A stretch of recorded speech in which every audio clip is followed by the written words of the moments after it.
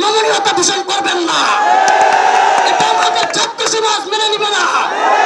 একটা কথা মনে রাখবেন, উদারতার নামে জালেমদের প্রতি নমনীয়তা, মাসলুমদের সাথে গাদ্দারি।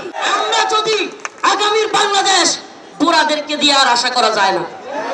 এটা মনে রাখবেন, যুবক যার যুদ্ধে যাবার সময় তার আমাদেরকে রিমান্ডে নেওয়া হয়েছে। আমাকে বলা হয়েছে, আমি বলেছি এই প্রধানমন্ত্রী যার কোনো ভিত্তি নাই তারে আমি মানি না। এজন্য আমাকে নিষিদ্ধ করা, আমাকে রাষ্ট্রদ্রোহী এগুলো বলে চালিয়ে দেওয়ার চেষ্টা করেছিল। আল্লাহর ফয়সালা, আজকে ছাত্রলীগ নিষিদ্ধ হয়ে গিয়েছে। এবং আমাদের উদাত্ত আহ্বান থাকবে, আখিরি পয়গাম, আমার শেষ কথা, নামাজের সময় হয়ে যাচ্ছে, আমি নামাজে চলে যাব। শেষ কথা থাকবে নতুন সরকারের প্রতি, আপনারা শত শত আমাদের ভাইদের শহীদের লাশের স্তূপের উপর দাঁড়িয়ে তারপরে আপনারা ক্ষমতায় এসেছেন। আপনারা জেল সেলাইয়া কিংবা একেবারে ফুর্তির মাধ্যমে কিংবা আনন্দের সাথে আসেন নাই। আপনারা কোনোভাবেই ভারত কিংবা আওয়ামী লীগের ব্যাপারে নমনীয়তা দূষণ করবেন না। এটা আমাদের ছাত্র সমাজ মেনে নিবে না।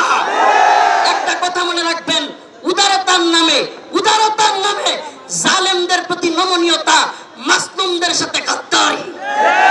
উদারতার নামে শহীদদের সাথে নমনীয়তা, শহীদদের প্রতি জুলুম করা হবে যদি আপনারা জালেমদের সাথে নমনীয়তা দেখান।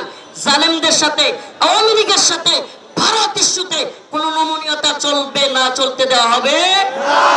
আমরা উপদেষ্টা বানাতে পারি, উপদেষ্টা ফেলতেও পারি। ছাত্র সমাজ আপনাদেরকে এজন্য এনেছে যে আপনারা বিপ্লবের স্পিরিট বুঝবেন, আমাদের পালস বোঝার চেষ্টা করবেন। আমাদের পালস ভারত বিরোধী। বলেন, দিল্লি না ঢাকা, আপোষ না সংগ্রাম, দালালি না রাজপথ, দিয়েছি তো রক্ত, ইসকনের দালালেরা। নাসরুম মিনাল্লাহ ওয়া ফাতহুল করিব। আসসালামু আলাইকুম ওয়া রাহমাতুল্লাহি ওয়া বারাকাতুহু।